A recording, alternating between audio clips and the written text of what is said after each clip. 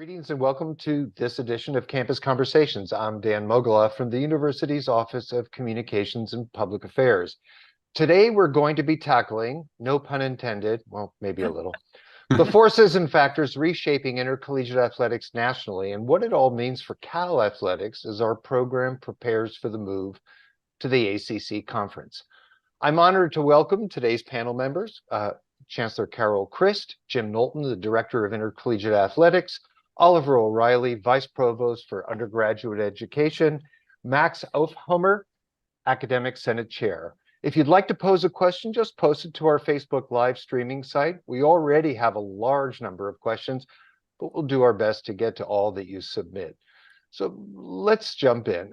Carol, I'd like to start with you, and I'm curious, what made you believe in this particular conversation about intercollegiate athletics was so important to have at this moment in time? Dan, there's never been a more turbulent time in intercollegiate athletics. So many changes are happening. Nobody really knows what the future holds. Just to name a few, there is NIL, name, image, and likeness, whereby players, student athletes can profit from their name, image, and likeness. There's the transfer portal that allows students to transfer between institutions much more easily. There are a number of suits working their way through the law courts, claiming that student athletes should be seen as employees, not as students in their capacity as athletes. And there is conference realignment. In addition, there's the increasing dominance of broadcast television, mostly of football, shaping the intercollegiate athletics landscape. That's lots of changes in the wider landscape, and they all have consequences for Berkeley, as the collapse of the Pac-12 and our move to the ACC demonstrate. Yeah, and before I move on, I want to turn to Jim next and talk a little bit more specifically about the potential impact on Cal Athletics. What's your own perspective? I mean, are you concerned about how we continue to have a program where students can thrive within the context of the university's finances, or is it something about the conference, our conference change itself? What's really getting your attention and generating concerns for you right now? The most important thing for me is maintaining the ideal that we've had of the student athlete, the opportunity to compete at the highest level in your chosen sport at the same time that you're earning a Cal degree. Got it. Jim, let me turn to you and let's see if we can narrow down our focus a little bit. Talk to us about what's got your attention, where you see challenges and opportunities on the road ahead for Cal Athletics within the context of all these changes. Yeah, Dan, I think the chancellor really highlighted that pretty well. If any one of those things were happening at any given time in intercollegiate athletics, the enterprise would be really shaken to its core. And when you have all of those things happen at the same time, all that the chancellor listed, it really is tectonic plates shifting. And I think the enterprise is trying to keep up with the changes, trying to absorb the changes. Well, at the core of it all, we try to continue to provide this magnificent experience for our student athletes. And, you know, as I look at this and all of the changes, I still feel great that our student athletes are excelling in the classroom. We've got the highest graduation success rates we've ever had in our history for student athletes, comparable to our students here at the University of California, Berkeley. We've continued to win national championships, produce Olympians, and really do a really nice job with student athlete development. So for us, it's how do we manage the change while still providing this exceptional experience for student athletes? And, you know, each of the ones that the chancellor listed require really detailed planning to be able to, change conferences or handle NIL or work through some of the challenges of student athletes being employees, and all of those are happening at the same time. So yeah, I'm still hopeful that we can provide this experience, but I do believe that it's consuming a lot of time to make sure that these changes don't negatively impact the student athlete experience. Yeah, thanks for that, Jim. I'm going to come back to you a little bit later. I'd like to drill down a little bit more on exactly what is meant by how things have changed in the portal and name, image, likeness. But before I do that, Max, let me turn to you with the next question. I know that for you too, this was an important conversation. Obviously, we never speak in broad brushstrokes about UC Berkeley faculty, but share with us a little bit why, in your role as chair of the Academic Senate, you too believe this is a conversation whose time has come. So I'm really grateful for this conversation taking place, and I hope we have more of these going forward about this topic. I mean, I think there's two parts of the landscape where, as Senate Chair, you really worry. One of which is there's 850 student athletes here that are students. So making sure that these students get the support they need in this world where they basically have two really important and demanding full-time jobs. So those of us who teach big classes, you usually have a bunch of student athletes in the classroom, and I'm always impressed by their ability to sit there, listen to an economics lecture for an hour and a half after having been to 3 hours of rowing practice in the morning. So I think many of us don't realize how demanding the life of a student athlete is. So making sure that student athletes, especially in this world of conference realignment, get the support they need to succeed in their student lives is something that really I worry about a lot. So this is related to the ability to succeed in class, to be able to have schedules where you can take the classes you want.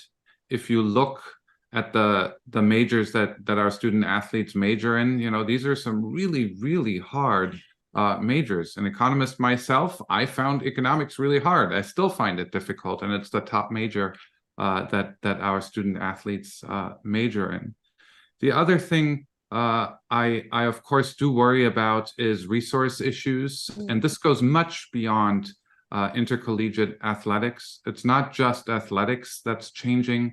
It's higher education in general that is changing, and we've heard so much from Chancellor Christ and others about the financial pressures. So trying to think about how we as an institution allocate our resources is a prime concern, and this conference realignment, of course, is one of the many pressures on our financial picture.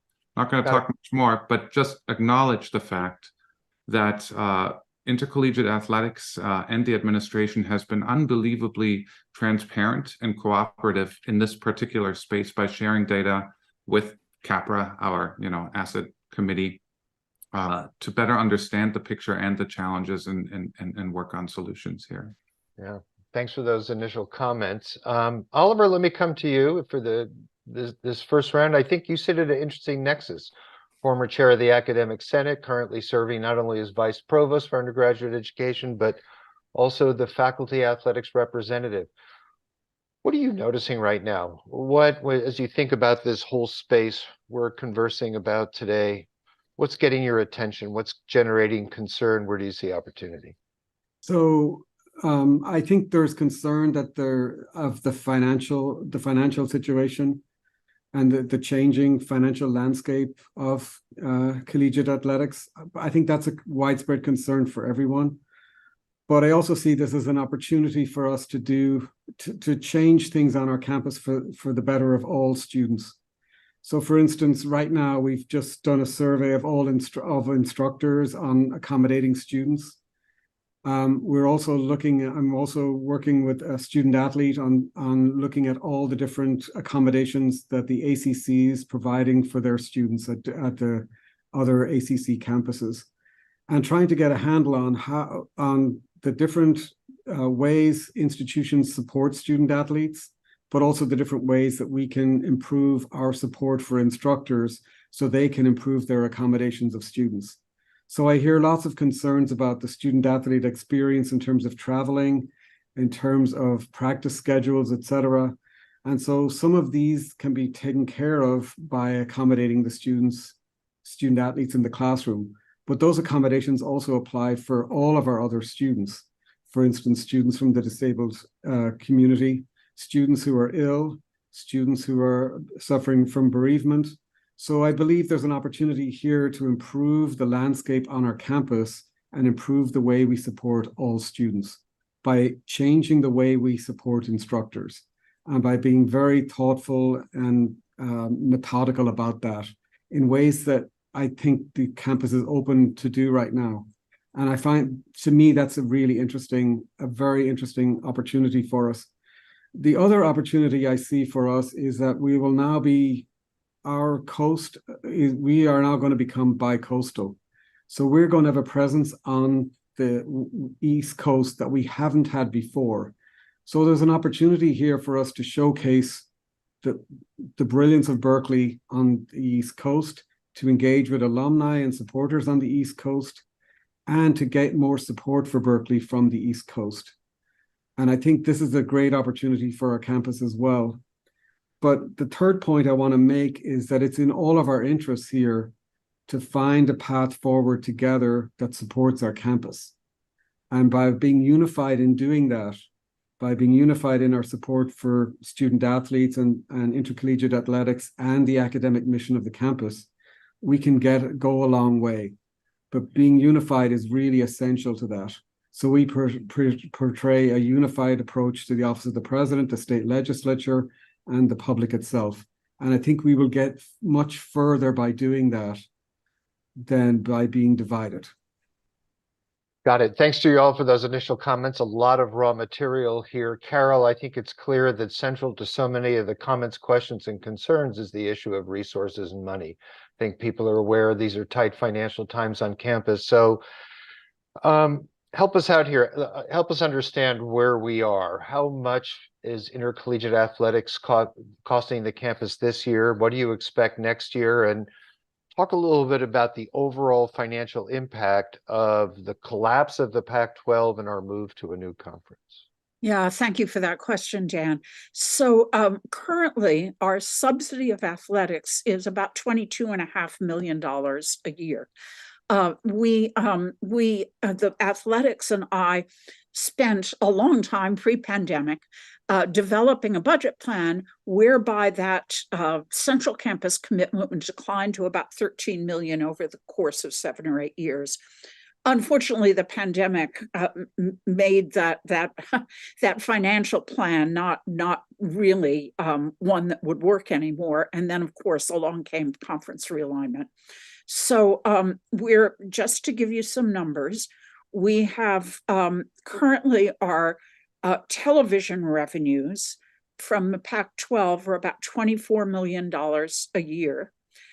When we moved to the ACC, their television revenues per school are $33 million a year, but we're entering at a third of a share.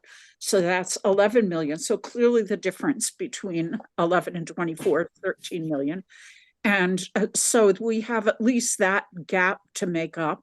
There are also other expenses that we'll have, like increased travel costs. But so we are working very hard, a group of us that meet regularly, on a new financial model for athletics. We have a hole that we have to fill, but I also am convinced that we have some revenue sources that we can develop that will help us fill that hole.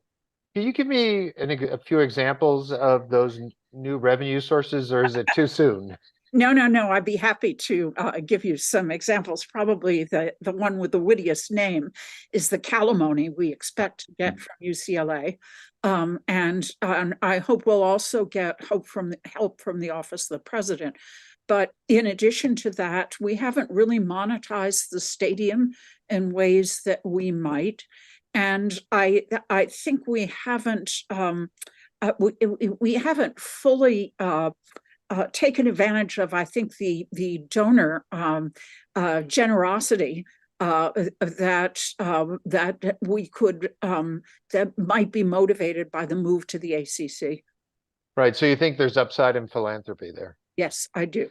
So before I move on, I want to talk to Jim a little bit. Just drill down on the finances and where our program stacks up with other programs. So in the context of a $3 billion a year campus budget, 20 some odd million dollars may not be a large percentage, a very small one, in fact, but it's a serious chunk of change. What makes it worth it for you, that expenditure? To Carol, let me ask Carol, Jim, before you, sorry. Okay. Chancellor, if I could just, before we go to Jim, if I could ask you first about, from your perspective, from the corner office, what makes that expenditure worth it for the campus? Are you asking me or asking? Yes, no, yes, you. Carol. Athletics is really an interesting question, and I think there's several answers to it. One is that I really value the student athlete experience, that I think it's a wonderful opportunity for students to compete at the level at which they compete at Cal and in the top athletic conferences of the country. So that's an extraordinary opportunity. But also, what athletics does, and this is very peculiar, I think, to the American collegiate culture, is it's a way of bringing the community together. So we're having this conversation, this very conversation, with numerous groups. And we recently had it with the Board of Trustees of the Berkeley Foundation. And I was really interested to hear trustee after trustee say, athletics is what brings me close to the university, what maintains my engagement. These are not people, for the most part, that give predominantly or even at all to athletics, but it is the way they feel the closeness to the institution. So it helps us in a way that I think is culturally unique and particularly pronounced at big state flagship universities to maintain a community across generations and to bring people into a feeling of closeness with the university.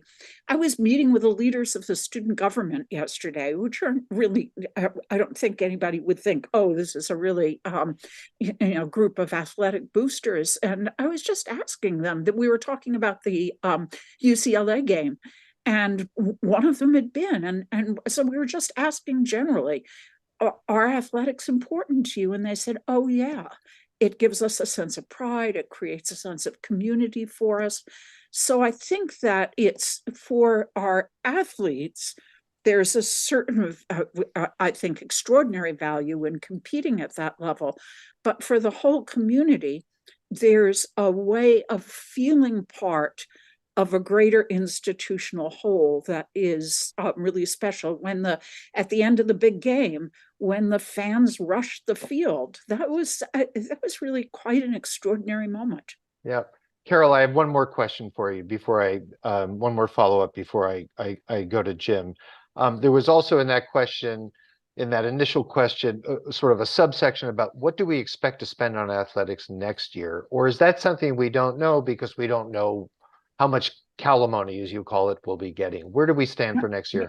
We don't entirely know. We still have not gotten the definite commitments either from the Office of the President or from UCLA.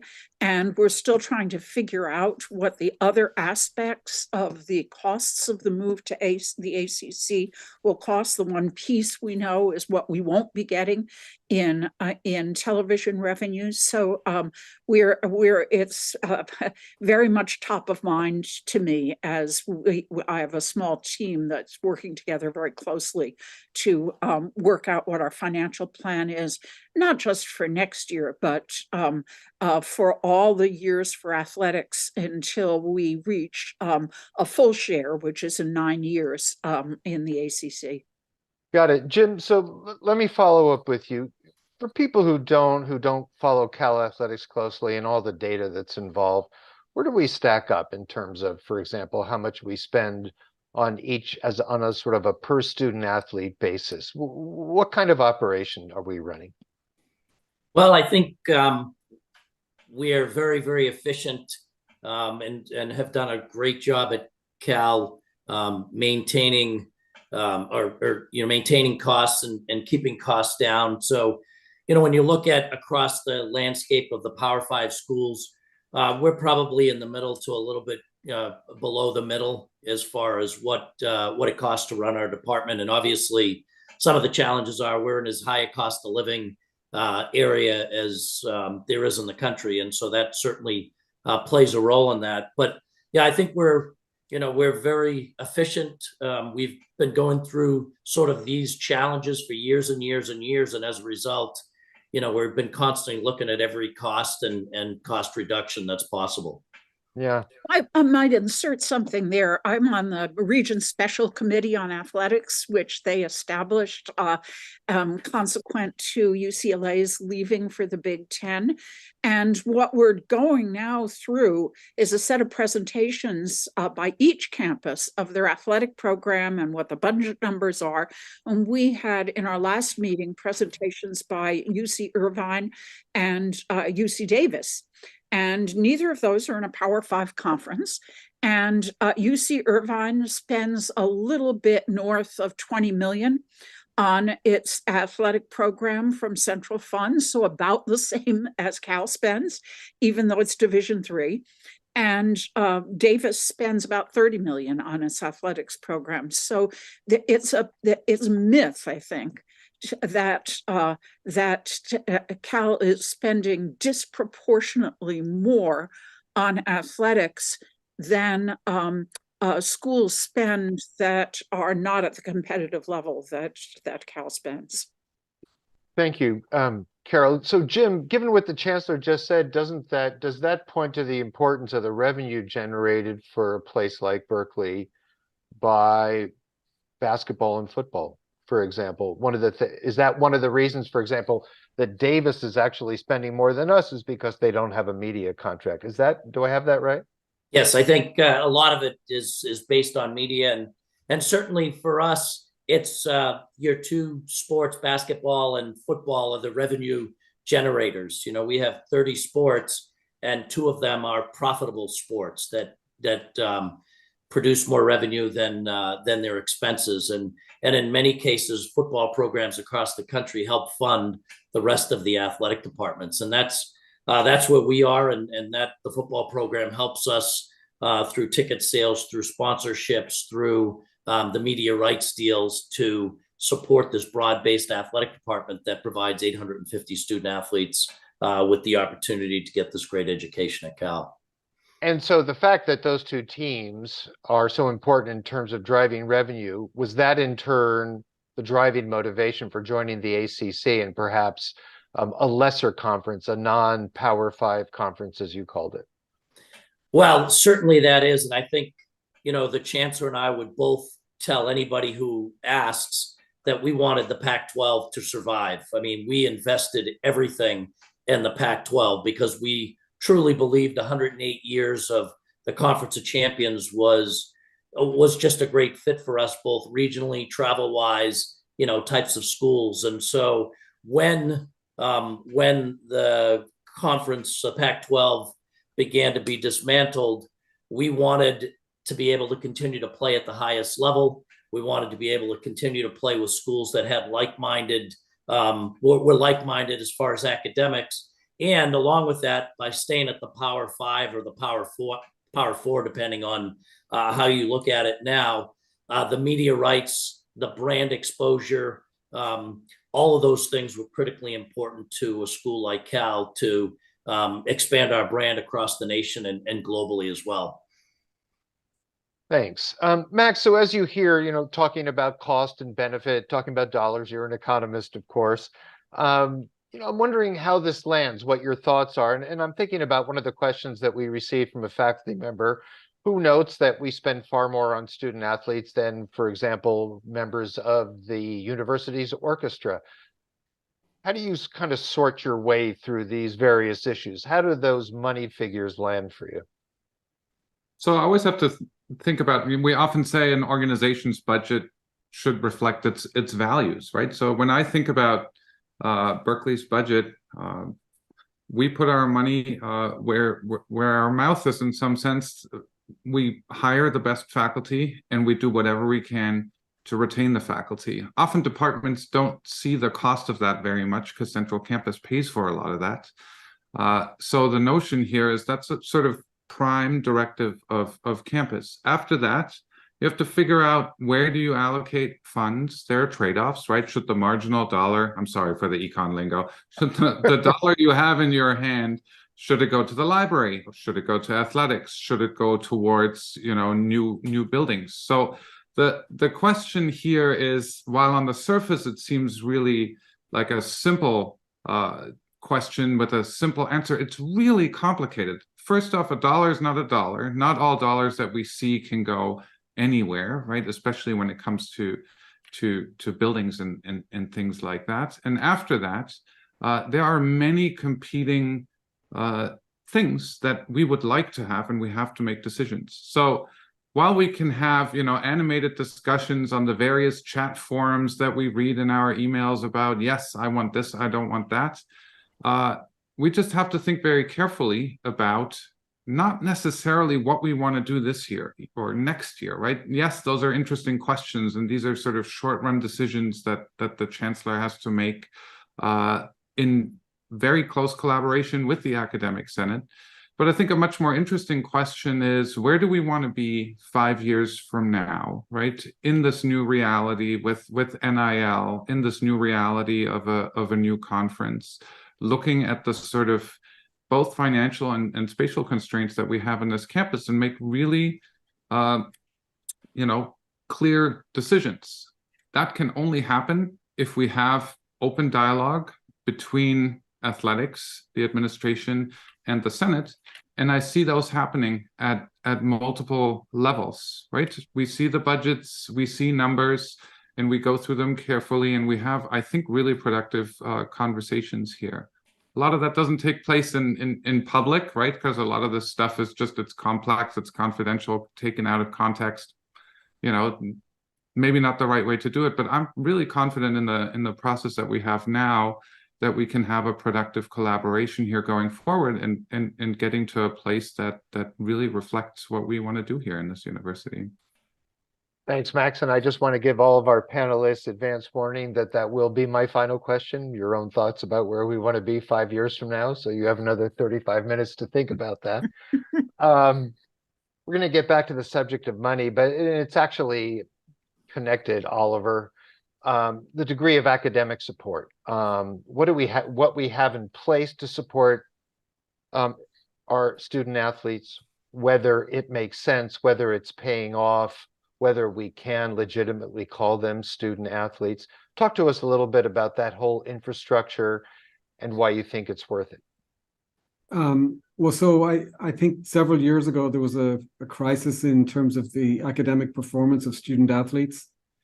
And the administration and the Senate made some very considerable decisions after a lot of thought.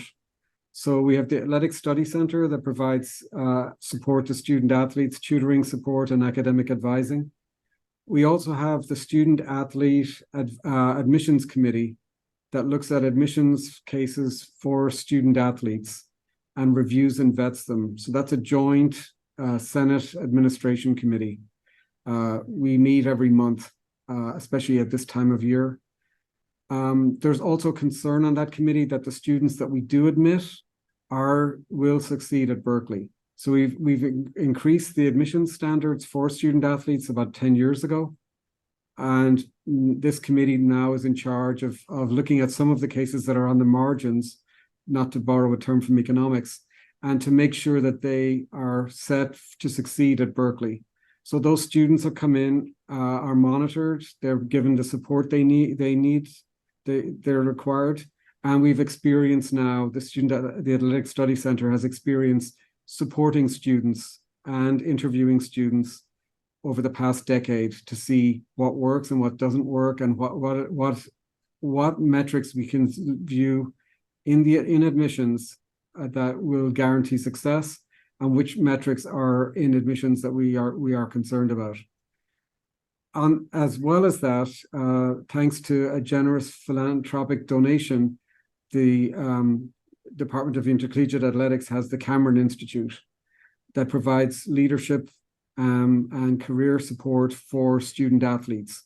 So it provides tremendous support for our student athletes as well. So not just on the academic side, but also on the side that helps prepare them for life, like financial education on finances, education on communications, education on DEIBJ, education on leadership. It's probably one of the best programs in the country. So I think between the Cameron Institute and the Athletic Study Center, we've really primed ourselves for the success of our student athletes. Now, I know there's concern by faculty about our student athletes, but in my role, when I was the vice chair for the Senate, I had a meeting with Jim Knowlton. This is 6 years ago, and I was surprised by how some of our student athletes felt othered by the campus, that, you know, they didn't feel like they belonged here. And I thought I found this very sad. First of all, they are some of our most visible representatives. And some of our most visible campus ambassadors and our most celebrated alums. And so if they don't feel that they belong to Berkeley, then we are not really doing our job as an institution. So in my role as Senate Chair and in the roles I've taken since then, one of my priorities is to improve the relations that we have with the student athletes. So I teach a freshman seminar, and I've got to know a lot more of them through my experiences as faculty athletic rep as well over the past 5 or 6 years. And to be honest, I'm just astounded by them. Not alone are they academically some of the best students we have on our campus, but they manage to do that while juggling essentially what's a 20-hour-a-week job. And to come from as Max described, the students who train early in the morning, they train at 6:30 in the morning, they come to class. After training, they sit through classes for the rest of the day, then they do other training, then they do their homework and their assignments. It's remarkable what these students are doing. Many of them are from historically excluded communities. And the fact that they're able to thrive at Berkeley, the fact that we have our highest graduation rates ever for student athletes, the fact that our average GPA for student athletes is on par with the average GPA for all of our students. Wow. Those are remarkable. Yeah. And one of the joys I get as a faculty member is writing letters of recommendation for our student athletes who go off to some of the top graduate programs in the country and in Europe. And it's wonderful to see that. And then it's wonderful to see them out in the world representing our campus. Thanks for that. That's a lot of good information. Jim, I want to come back to you and talk a little bit more, drill down a little bit about some of these things that have been buffeting the world of intercollegiate athletics. And let me see if I can just sort of briefly summarize what they are, and correct me if I'm wrong. So first of all, there's been a change to transfer rules. It used to be that if you transferred schools, you had to sit out a year. Now you can just hop from one school to the other and be immediately eligible. Then on top of that, we have name, image, likeness. Courts have ruled that students can and must be paid for use of their name, image, and likeness. That in turn connects to the collectives that have been formed, alumni that are getting together to, in effect, pay students for use of their name, image, and likeness. And we have students in intercollegiate athletics making hundreds of thousands, I've heard millions of dollars a year. And we may have more court ruling coming about revenue sharing with student athletes and treating them as employees. All this taking place while the conferences are consolidating, driven by huge media contracts. Have I missed anything on the sort of the overall what's driving change right now? No, I think that and then some of the lawsuits against the NCAA pretty much covers everything, Dan. Those are those tectonic plates that I was referring to. Okay, so let's jump into some questions that we've got. Here's the first one. What are the current cost ranges for signing football players out of the portal? Meaning they said they'd want to transfer. Where does the money come from? And if it doesn't come from Cal Athletics, has that resulted in less giving to Cal Athletics because the alumni are now paying students directly? Right. So that's a complicated question, and I'll try to simplify it as best I can.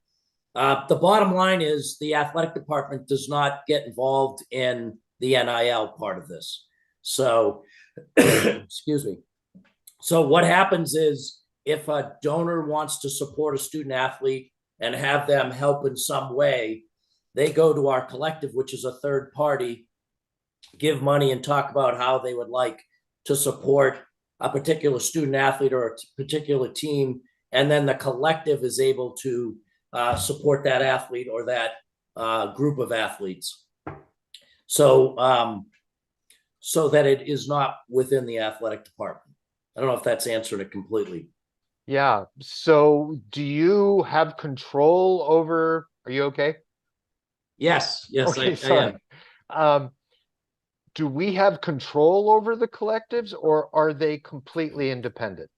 Yeah, they're completely independent, and that an important piece of this is if they were within the department, then Title IX rules would also apply.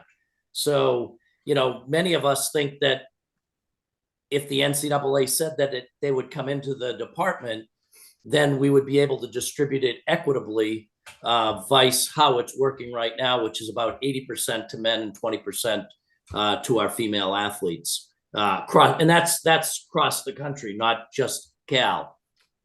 So when you talk about all of the different pieces that are coming together, once the NCAA said you could be immediately eligible instead of have to sit out a year, and you said that NIL could be paid to student athletes, which I am totally in support of NIL. What we found is the only students on campus who weren't able to use their name, image, and likeness to make money were the student athletes. So if you were a tuba player and wanted to get into a band camp in the summer, you could make money, and our student athletes couldn't do the same. So it made perfect sense to go in that direction. But the real challenge, excuse me, the real challenge was allowing the transfer portal and NIL to happen at the same time. Now, all of a sudden, we have these bidding wars that are really creating havoc.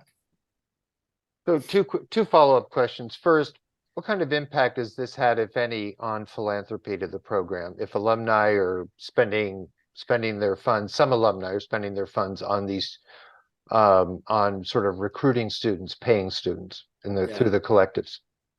Well, there's only a finite amount of alumni philanthropy.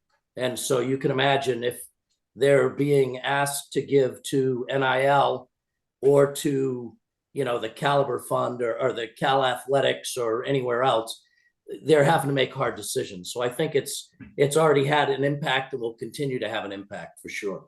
What about on our competitiveness? I mean, all schools are different, and clearly there's some schools whose alumni have a much different level of devotion and passion about the intercollegiate athletics program in general, or football in particular. Is this making it more difficult for Cal to compete in the world of intercollegiate athletics, particularly in football? Well, it's interesting. Based on the NCAA rules, you're not allowed to induce someone to come to your school with NIL.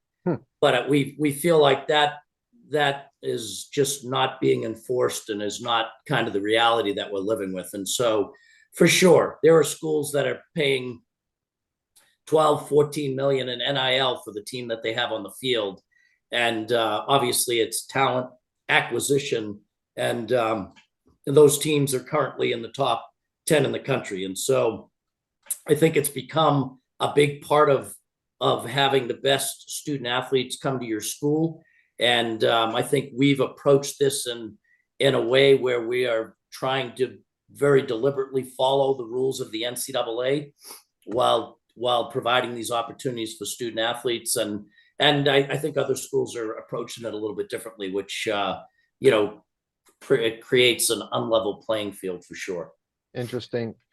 Carol, I want to come back to you. You've been in higher education for a long time. I mean, certainly when I think about how this all compares to intercollegiate athletics when I was in school, these are major changes. How does that land with you, the idea of intercollegiate student athletes making hundreds of thousands of dollars and bidding wars happening and all of these changes that we've been talking about? Do you think we're at risk of losing something valuable here, or are these just changing times that we have to kind of roll along with?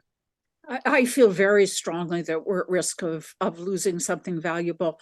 First of all, I completely agree with Jim. I support NIL. I don't think it was fair that student athletes were not allowed to make money doing anything. Didn't matter whether it was related to their sport or not. But the trouble is there are no federal guidelines now, and the NCAA guidelines are widely ignored. So there's essentially no regulation that sticks, and it's like the wild, wild west. And I think there desperately needs to be regulation. Congress doesn't seem to be on a path to do that really quickly, but that's what we need. Max, I'm wondering about your own sort of perspective on this as an economist, as chair of the academic senate. I mean, money talks, and it talks really loud, particularly if you're 18 years old. What's your perspective on all the things we've been talking about for the last few minutes? So, I mean, this is a really interesting question, right? So my own experiences with faculty, all, you know, salaries are public, and everybody knows what we're being paid. So, you know, other universities can look at the excellent Berkeley faculty and they sort of know how much they have to pay.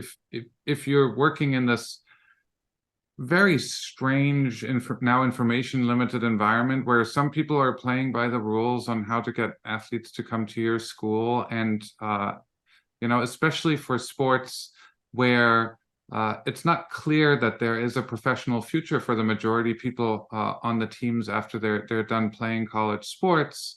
You know, the value of the education you receive should be the sort of prime thing you're considering here. So I am frankly deeply confused in my own thinking about what the right strategy is one should pursue here, which is why I think these conversations are key. So instead of just focusing on one little aspect, really looking at this as an overall challenge about how do we at Berkeley attract the students that want to be here, both as athletes and as students, to get the amazing education that you get in the classroom here, and making sure that they have what they need to succeed in both spaces.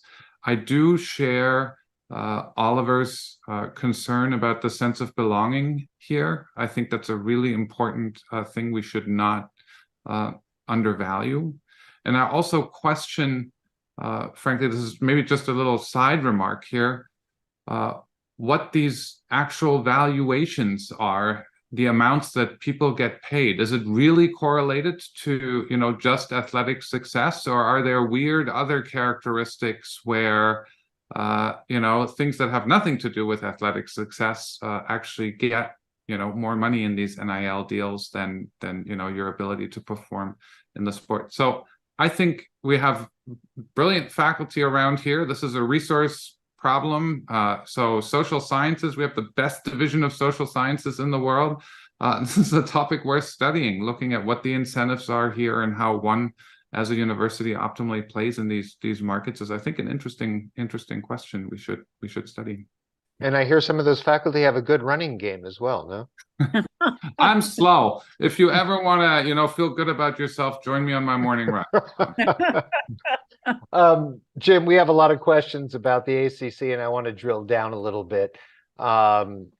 Starting at the very top, sort of we want to talk about the reasons for and the impact of that move.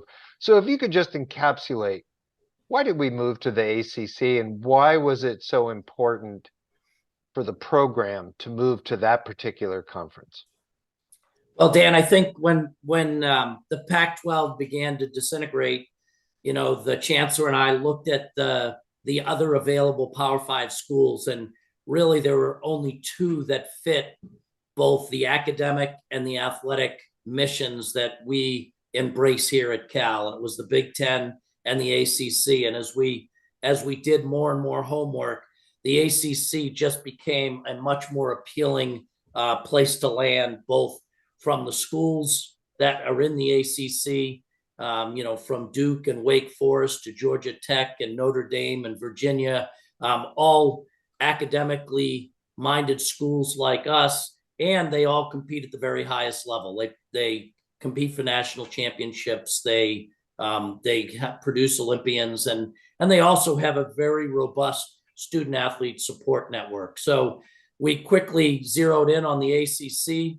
They were very receptive there. Commissioner Jim Phillips was very excited about the possibility of Stanford and Cal coming to the ACC. And I would say that it was really important for us that we were in lockstep with Stanford throughout the whole process. I was really pleased, proud that the values of both of our schools were very similar in what we wanted for our student athletes, and it really helped us as we talked as a package deal to each of the conferences. And so that really drove what we wanted to do, and it was what our student athletes told us they valued most: the academics, the athletics, and then the student athlete experience. And also, I'm assuming that it was only through joining one of the major conferences that we could assure a certain level of revenue in out years from media, right? Yeah, it was not just revenue, but it was visibility, brand exposure, both nationally and internationally. The 5 Power 5 conferences, now 4 Power 5 conferences, really have the largest reach, throughout the globe. And so this was a great conference for us to end up. And I will tell you, the quality of their staff, now that we've been dealing with them, it is absolutely first class. We are very, very fortunate to be becoming members of the ACC. I'm going to stay with you here. Some more questions about the ACC here. So one question is, why do all the teams have to move to the ACC? Why not just football and basketball? Or in fact, are all of our teams moving to the ACC? And then if you could go from there and talk about the impact of travel, not just financially, but what we're going to do to mitigate the impact on our student athletes. So the first thing is everybody moving? And if so, why? Meaning all the teams. Right. So to answer that, the question is no. There are many of our sports, 6 in fact, that did not compete in the Pac-12. So we've got rugby and crew and water polo and now beach volleyball that compete in either the MPSF or their individual conferences. So they won't be impacted at all. And then other sports like field hockey, who are competing in the America East and traveling to the East Coast every weekend, now will be in the ACC. And so their travel will not be impacted either. It'll be the same as what they've been doing. And they are some of our best students. They have some of the highest GPAs of any and graduation success rates of any of our teams. And so when you look at some of our other sports like golf, they spend their entire season going to tournaments around the country. And they will continue to do the same thing. And the only time they'll know that they're not in the Pac-12 and are in the ACC is for the 2 to 3 days that they do the conference championship. And then instead of being in Colorado, those championships may be in Wake Forest or Duke. So when you really get down to it, 11 teams are going to have an impact on their travel. And that's what we've been focused on. Even before we got accepted, we did a lot of work on that to look at both the costs, the impact, and then what we would do to mitigate the impacts of that travel on our student athletes. And we're continuing to do that as we work the final schedules for each of those sports with the ACC staff. So give us a sense of some of the things you're considering, you're looking at to help mitigate the impact for those 11 teams. So it's funny, some of the things are as simple as doing charter flights with Stanford. They're our arch rival, one day a year in each sport, but they are of ours, and we're taking on these challenges together. So we're looking at chartering multiple teams together. We could have 4 teams that, 2 from Cal and 2 from Stanford going to the East Coast and competing. We're looking at bringing tutors on the trips with us to help with the study halls and the study times. And then we're also just looking at scheduling and how we can make sure that when we have the opportunity to schedule over spring break or other breaks, we do it and go out and maybe spend 2 weekends on the East Coast and get 4 or 5 competitions in without missing any class. So lots of different ways to do it. We can use the beginning of January before classes start. We can use spring break. And each of those provides an opportunity to get games without missing class. Oliver, I'm going to come. One more question for you, Jim. Oliver, I'm going to come to you next. I'm interested in your own perspective about the travel impacts and ways we we might mitigate it. And what about in terms of costs, Jim? I mean, how serious a hit do you think the program's going to take because of increased travel costs next year, or is it too soon to tell? Yeah, I think we're really working those details right now, because we really haven't received the final schedules on anything but football. We've got football right now, and we'll have 4 away games. One of the away games will be Stanford every other year. The other away game will be SMU. So we'll go to the East Coast 3 times a year, and we're working through those numbers, both for football and for the other sports as the schedules come out. But we imagine there'll be an impact up to $4 or $5 million of travel, and as we now refine it with working with Stanford and the scheduling, we think that we might be able to trim some of that off once we finally get the schedules. Thanks, Jim. So Oliver, your own perspective as an educator, as vice provost, faculty athletics representative, how concerned are you about the travel impact, and how confident are you that we'll be able to mitigate some of those impacts? So I'm concerned about the travel, the impact for our student athletes. But I think it's part of a broader issue that we have of accommodating students. So some of the impact, I'm working with the Faculty Athletic Council, which is a Senate committee, to come up with guidance for the Senate and recommendations to the Senate. We'll be meeting tomorrow to discuss those, to present them to the Division Council. I'm hopeful that those will help improve the situation for our student athletes. On a broader level, I think we need to do more as a campus to accommodate students and to provide them with more support. So I feel this is part of a broader issue for our campus. It's come out, it's part of coming out of COVID that our accommodating students, the landscape has changed dramatically. And I think what students' expectations, not just student athletes, but all students, their expectations are different. And so as an institution, we need to adjust to that as well. So I'm hopeful that this will inspire change, a positive change throughout the entire campus. So I'm actually feeling, I feel good about this. On the other hand, I think we will need to provide more tutoring support for our student athletes when they are traveling, proctoring support. And we will also just need to continually assess our student athletes as they travel to see what we can do to continue to support them. I don't think it's going to be, we put these systems in place and everything is fine for the next 5 or 10 years. I think we will need to continually monitor to make sure that they have the support they need. I know there's been a lot of discussion on this call about NIL, but what we need to remember too is that most of our student athletes, while many of them will be Olympians or are Olympians and will represent their nations, including the United States, at World Championships, they will not be professional athletes. Yeah. And so we need to set them up for success, just like we need to set all of our students up for success. So many of them, while they come here as student athletes, in 10 years from now, they will not be professional athletes.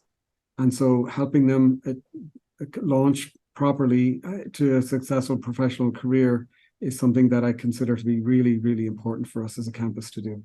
Thanks, Oliver. Carol, I want to come back to you. There's a number of questions about the stadium and about debt. It's an important issue. And a number of the questions repeat something that we actually recently discovered wasn't true, that Cal Athletics has the largest debt in the country. And one of the reasons is that the Knight Foundation, which compiles those data, still considers all of the stadium debt to be on athletics books. But you made a decision to change that. And so if you could describe that decision, why you made it, and its impact, and where things stand with the stadium and the debt. I certainly can. The debt service on the stadium, together with together with the renovations to the stadium and the high performance facility for athletics, about 20 million. And that includes about half of that is the seismic reinforcement of the stadium. And I decided early on, as I was trying to create a plan for the athletics budget, that it wasn't fair to ask the athletics department to bear the burden of the seismic retrofit of the stadium. We don't ask any other department to bear the burden of the seismic retrofit of their buildings. So I took approximately half of that debt service onto the books of the campus, and saying deciding the athletics department should be responsible for the renovations to the stadium and the enhancements to the stadium, and also the high performance center. Got it. And I was interested, you mentioned earlier about better ways to monetize the stadium. What could that possibly mean? Oh, Taylor Swift. You know, somehow I knew she was going to come up in this conversation. She comes up in every conversation. So we haven't used, in part because of an agreement with the Panoramic Hill Neighbors, which expires in the very early 2030s. In fact, it may even expire before that. We haven't been using the stadium for other kinds of events, soccer matches, for example, or concerts. And I think that there's a real opportunity to create an income stream there, much like we use the Greek as an income stream for Cal performances, in order to help athletics with the current budget challenges that it's facing. Got it. So we are just about at time. We did our best to get to a number of questions. I hope we hit the main points. But I want to go around the horn again, as it were, with that final question and ask each of you. And Jim, I'm going to start with you on this one. Where do we want to be in 5 years? And where do we realistically, want to be in 5 years? If things work out according to your hopes and wishes and all the things you're working on, where will Cal Athletics be 5 years from now? Well, Dan, I think I'd start by saying Carol Crisp would still be the chancellor in my vision of the next 5 years. So we'll have to work on that with Carol. But you know what I'd like to have is the enterprise of intercollegiate athletics stabilizes. There's been so much chaos and so much change, in 5 years. I'm hoping that we get back down to a more reasonable battle rhythm of what happens. I'd like to continue to support our student athletes the same way we do. And I really want to be able to get to a point where we have a long-term sustainable financial model. And that's what we're working on, the chancellor and I and Max and Oliver and others, so that it is sustainable. It's we're generating more revenue. We continue to maintain our expenses at a reasonable level, and I think that's important part of this athletic department. And we also want to continue to represent through Olympians and national championships, along with great graduation success rate. So that's my dream, my vision, and I'm going to have to start talking to the chancellor about the next 5 years. Right, but she's still not ready to play defense just on Saturday afternoons. I just want you to know that. Oliver, same question. 5 years from now, if you could have it your way, of where you'd like to see Cal Athletics and its relationship to the campus. So I would like to see the relationship become closer. I would like to see our student athletes have an improved sense of belonging to the campus. I'd also like us to take advantage of this moment and this turbulence to make campus a better place for all of our students, and to help think about how we can support our instructors to do that. So take this as an opportunity to work collectively together. Ideally, in 5 years' time, I'd like us to look back at this time and say, wow, this was a pretty challenging time for Berkeley. Everybody joined in together to find solutions. So we're in a better place now than we were 5 years ago. Because we've done this in the past. We've ridden through turbulent times before together. And I'm really confident that we can do that now if we put our minds to it together. Thank you for that. Max, same question. So I don't think I have much more to add here. I think what it means to be a university community in an higher education environment that is undergoing really turbulent times, and we're trying to figure out, what it means to be a public university in this new environment of higher education, where cost structures are changing, where what students think a higher education means is changing is key. And athletics is part of what the American college experience or university experience is like. But I think we should think about, how do we put it on a sustainable financial footing, and how do we learn from each other? So I'm sure there's something I could learn from my coaching colleagues about how to be a better instructor and how to better motivate my students to do their reading. And I'm sure there's something they could learn from us. So really thinking about the big picture. Without a successful financial model, it's not going to work. So that's clearly a necessary condition, but I think it's much broader than that. Thank you. And Carol, I know Jim is not going to get his primary wish, but years from now, what would you hope for the university and Cal Athletics? Well, I feel like I should channel a number of our alumni and say we would be at the Rose Bowl. But ask me, am I going to live to see Cal in another Rose Bowl? And I say, I don't know. How old are you? But I think my colleagues have said what my goals are also very well. I want financial stability, a healthy, stable financial framework for athletics. I want a wonderful experience for our student athletes. I want the kinds of national regulation like NIL that will help stabilize the world of college athletics. And so how can I end but say, go Bears? And with that, I will reciprocate with another Go Bears. I want to thank all of you for your time, for joining us today. I think we got to most of the questions, but just maybe we may have to do another one of these down the road, because there's certainly a lot to chew on and think about here. I want to thank all of you for joining us, and hope you'll join us again on December 12th, when I'll be talking to Chancellor Christ about the semester that's wrapping up and the semester ahead, which will be her last on the UC Berkeley campus in that corner office. Thanks, everybody. Thank you. Thank you.